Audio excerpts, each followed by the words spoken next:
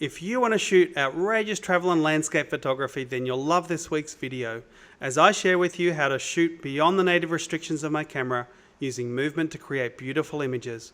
Welcome to the Sunburst Studio YouTube channel. Hi, this is Greg Sullivan from the Photography Workshop Co. Today I'm on beautiful Norfolk Island in the historic Kingston precinct, and I want to talk about how to make your photographs stand out from other people's. I'll be using the Haida 10-stop neutral density filter to go for extra long exposures to show you what we can do with movement. So why do we use filters? The simple answer is to make our images stand out by shooting beyond the traditional limitations of the camera. For example, we would use a neutral density filter to extend the camera's shutter speed for a longer duration than we can achieve in normal light. The function of a shutter is to control movement. Anything that moves while the shutter is open will be blurry. From an artistic perspective, a photographer can use that movement in an artistic way. This is the Nanopro Haida Magnetic filter kit. As you can see, it's very good for travel. It folds up in this little handy case, and it's the 10-stop neutral density filter that I'm actually looking for here.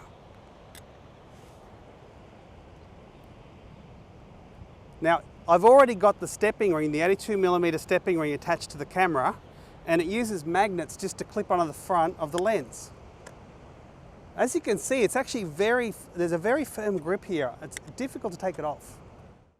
A 10-stop neutral density filter will allow the photographer to slow their shutter speed by a factor of 10 stops. An exposure of 1/8 of a second would become 2 minutes and 8 seconds. There are some very good apps on the market that will help you calculate the shutter speed with the ND filter factor. For this demonstration, I'm using the LE Calculator app or long exposure calculator. There is no shortage of photographic opportunities here, so while I'm walking around looking for inspiration, it's a good time to mention that I'm shooting today with the Canon EOS R6 with the RF15-35 f2.8L lens. I want to find a good foreground that'll draw my viewer's eye into the landscape around it. The whaleboats are an iconic part of the Norfolk Island history, and a wide lens will add perspective distortion to make the stern look massive in comparison to the rest of the boat. Cameras usually have a shutter speed limit of 30 seconds in the shutter priority or manual modes. To overcome this exposure parameter, choose the bulb mode on the camera, then activate bulb timer in the menu options and select info detail set to change the timer. You will need a sturdy tripod because you won't be able to handhold an exposure greater than 1/60th of a second without getting blurry photographs. I would normally be looking for an angle that isn't at eye level to show the viewer something which is unexpected. In a perfect world, that scene has a foreground, middle section and a background.